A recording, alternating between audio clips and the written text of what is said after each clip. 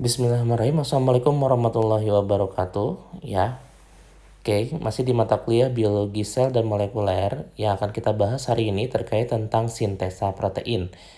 Di mana sintesa protein ini merupakan pembentukan protein. Ya, pembentukan protein ini melibatkan materi genetik berupa DNA. Ya. Ada dua tahap dalam sintesa protein yang akan kita bahas. Yang pertama ini terkait tentang transkripsi, yang kedua terkait tentang translasi. Nah, sintesa protein yang akan kita bahas itu sintesa protein yang terjadi pada sel eukariotik. Artinya apa? Ya, ini yang terjadi pada sel hewan atau sel tumbuhan yang mempunyai inti sel. Oke, yuk kita lihat langkah-langkah dari sintesa protein. Baik. Nah, kalau kita lihat ini salah satu dari sel eukariotik, tepatnya ini sel hewan karena dia tidak memiliki dinding sel. Nah, di dalam sel hewan itu ada yang mengkoordinasi seluruh kegiatan sel, itu namanya inti sel atau nukleus. Di dalam inti sel atau nukleus itu terdapat materi genetik. Oke, ini kromosom ya.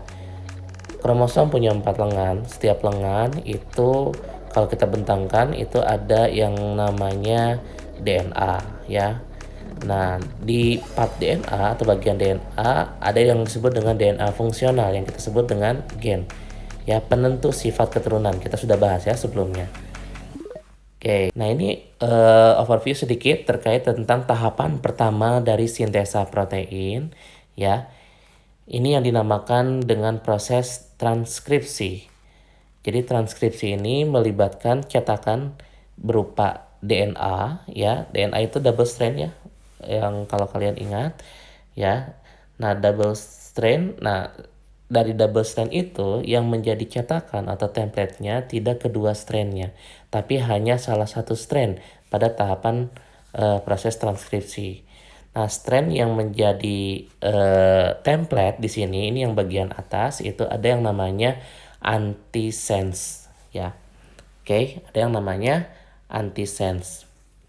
Nah, contoh itu ada antisense di mana angka 5-nya itu sebelah kanan dan 3-nya sebelah kiri. Sedangkan yang sense-nya ya, strand sense itu 5-nya di sebelah kiri, 3-nya di sebelah kanan. Nah, komponen yang terlibat dalam proses transkripsi ini yang utama itu namanya RNA polimerase. Seperti pada proses replikasi yang namanya polimerase itu fungsinya untuk mensintesis strand yang baru. Nah, kalau di sini ada yang namanya RNA polimerase, berarti strand yang baru itu yang disintesis itu ini bernama RNA atau ribonucleic acid ya. Oke, seperti itu. Nah, kalau kalian ingat, ya kita membahas struktur DNA dan RNA. Nah, kalau misalnya di bagian template DNA itu ada adenin, berarti pasangan RNA atau sintesis RNA yang baru itu bukan timin ya, karena di RNA itu tidak ada timin, tapi adanya urasil ya. Nah, kalau misalnya di template-nya itu ada timin, itu pasangannya timin itu adenin. Sedangkan kalau di template-nya guanin, ya berarti RNA yang dibentuk itu sitosin. Kalau di template-nya itu sitosin, berarti RNA yang terbentuk itu guanin. Nah, ini yang membedakan antara replikasi DNA dan RNA itu hanya basa nitrogen yang disebut dengan timin, ya. Jadi kalau di template-nya adenin, yang harus kalian ingat bukan dipasangkan dengan timin, tapi dipasangkan dengan urasil. Ya, seperti itu. Oke, kita lanjut videonya. Oke, ya. Jadi seperti itu. Kita lihat nih ilustrasinya. Jadi gen tersebut ya tadinya dia terpilih, kemudian RNA polimerase membuka pilihan DNA, kemudian dia mensintesis RNA yang baru ya. Oke, nah itu ya. Jadi kalau ada timin jadi adenin, adenin dipasangkan dengan urasil. Guanin itu nggak ada masalah ya dengan sitosin atau sitosin dengan guanin. Oke, nah ini ya urutannya pendek ya, strandnya pendek, ini disebut dengan RNA messenger atau disingkat mRNA. Oke, nanti ada pemrosesan RNA splicing. Oke, kita lihat. Nah, pemrosesan RNA ini hanya terjadi pada sel eukariotik ya, tidak terjadi pada sel prokariotik seperti bakteri ya, tapi terjadi pada sel eukariotik. Tahapannya ada dua ya. Tahapan yang pertama itu yang disebut dengan splicing ya. Splicing ini melibatkan enzim namanya spliosome ya. Apa yang terjadi di proses splicing ini? Jadi proses splicing ini membuang daerah yang warnanya merah ya, kalau di ilustrasi ini yang bernama intron ya. Oke, jadi hasil dari sintesa mRNA itu sebenarnya tidak langsung mRNA, tapi ada yang namanya pre-mRNA kalau misalnya itu di eukariotik. Nah, pre-mRNA itu belum matang. Jadi rantainya masih panjang. Dia terdiri dari daerah ekson, intron, selang-seling seperti itu.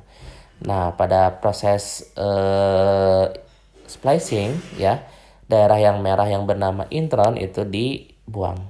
Jadi nanti adanya yang biru saja itu disebut dengan daerah ekson saja. Lebih pendek itu disebut RNA messenger yang matang.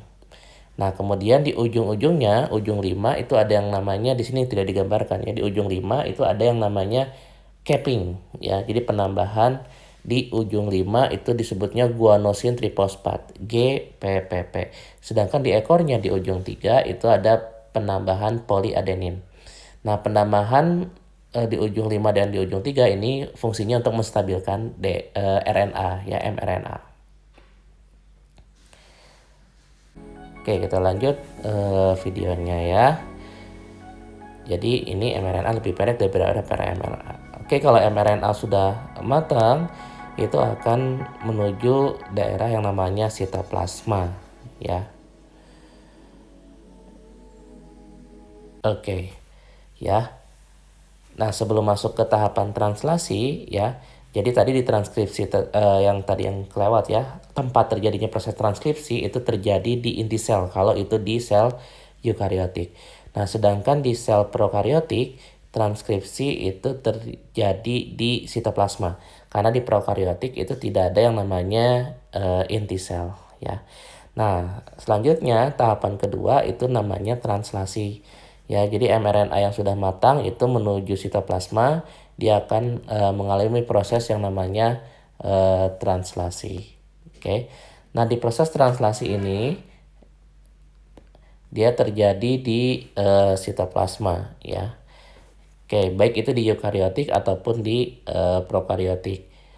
Organel yang terlibat dalam proses translasi ini disebut ribosom. Ini sudah dibahas di pertemuan sebelumnya. Jadi kalau ribosom itu berfungsi dalam proses sintesa protein. Nah, ini ribosom yang berwarna coklat ya. Oke, ribosom ini dia terdiri dari dua subunit. Dia seperti protein ya. Ada dua subunit. Ada subunit kecil yang bawah, ada subunit besar ya yang atasnya. Nah, pembentukan ribosom menjadi satu kesatuan ini, subunit kecil dan subunit besar itu bergabung, itu melibatkan RNA juga.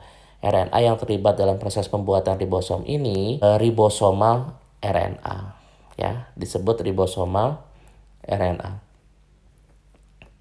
Oke. Ya, seperti itu. Nah, nanti ya yang menjadi cetakan atau template di proses translasi itu yang namanya mRNA atau messenger RNA ya, seperti itu. Kita lihat videonya lagi ya. Nah, ini ribosom, ini messenger RNA. Oke, itu ada yang namanya tRNA. tRNA atau RNA transfer itu fungsinya untuk membawa asam amino dari sitoplasma ke daerah ribosom ya. Dia akan membawa asam amino sesuai dengan template yang ada di mRNA. Oke. Nah, template mRNA ya itu yang akan dibaca oleh tRNA itu namanya kodon, ya, namanya kodon. Kodon itu, ya, itu terdiri dari 3 basa nitrogen, ya, yang mengkode satu asam amino. Ya, sekali lagi kodon itu yang terdiri dari 3 basa nitrogen yang mengkode satu asam amino, ya. Nah, pembacaan kodon itu dari angka 5 ke angka 3, ya. Nah, pada proses translasi ini diawali dengan proses yang namanya dengan kodon yang namanya kodon start, ya. Diakhiri dengan kodon stop. Ya, jadi ini ada hash kodon start, itu ada motif kodonnya namanya AUG. Adenin urasil guanin, AUG. Nah, kalau stop kodon ada 3 motif, UAA, UAG, dan UGA. Nah, ini untuk pembacaan asam aminonya ini bisa dilihat pada tabel kode genetik. Ya, nanti kalian bisa searching tabel kode genetik, itu ada variasi pembacaan kodon.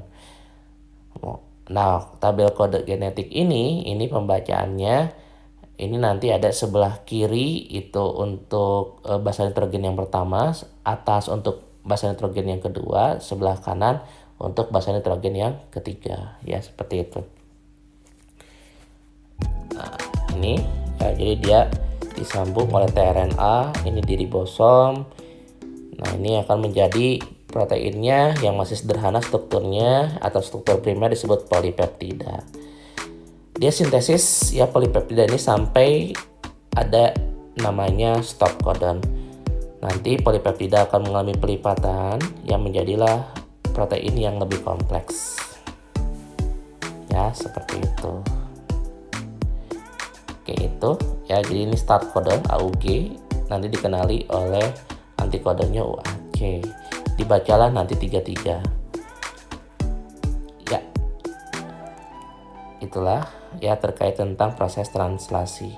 Jadi sintesa protein itu terdiri dari 2 tahap, ya. Ada transkripsi yang terjadi di inti sel kalau itu eukariotik, dan translasi terjadi di sitoplasma, ya. Oke. Nah, ini tadi mungkin ada yang kelewat, ya, sebelum saya tutup. Tadi kalau di translasi, awal proses translasi, ya. Jadi transkripsi itu terdiri dari 3 tahapan, ya. Masing-masing terdiri dari 3 tahapan. Ada yang namanya inisiasi, ada yang namanya elongasi, ada yang namanya terminasi. Sorry tadi kelewat, ya. Nah, namanya inisiasi itu tahapan awal. Nah, di proses translasi tadi sudah dibahas. Tahapan awal itu ditemukan daerah yang namanya, atau ditemukan yang namanya start codon dengan motifnya AUG, ya. Kemudian elongasi berarti pemanjangan, ya, dibaca setelah start codon 3 basa nitrogen atau disebut kodon-kodon, ya.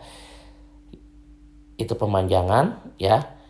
Nanti asam amino yang terbentuk itu akan disambung dengan asam amino 1, 2, 3, ya.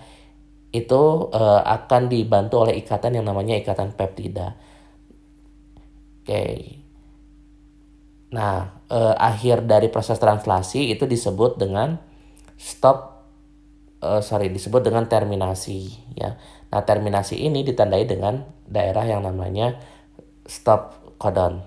Stop codon itu 3 motif ada kodonnya. Ada UAA, ada UAG, ada UGA.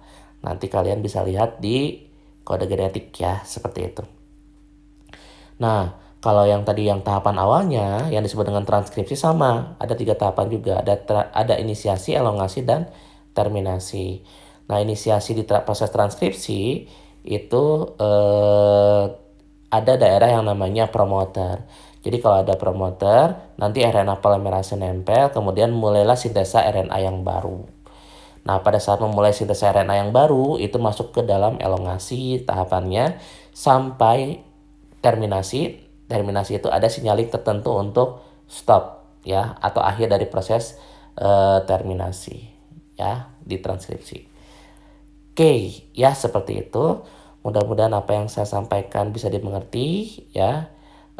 Nanti bisa juga diperdalam dengan video-video yang lain. Ya, ini saya ambil dari salah satu YouTube, ya. atau nanti kalian bisa buka juga slide saya sebelumnya pada perkuliahan reguler yang sudah kalian dapatkan ya. Oke, terima kasih atas perhatiannya. Ya, saya tutup pertemuan kali ini. Assalamualaikum warahmatullahi wabarakatuh.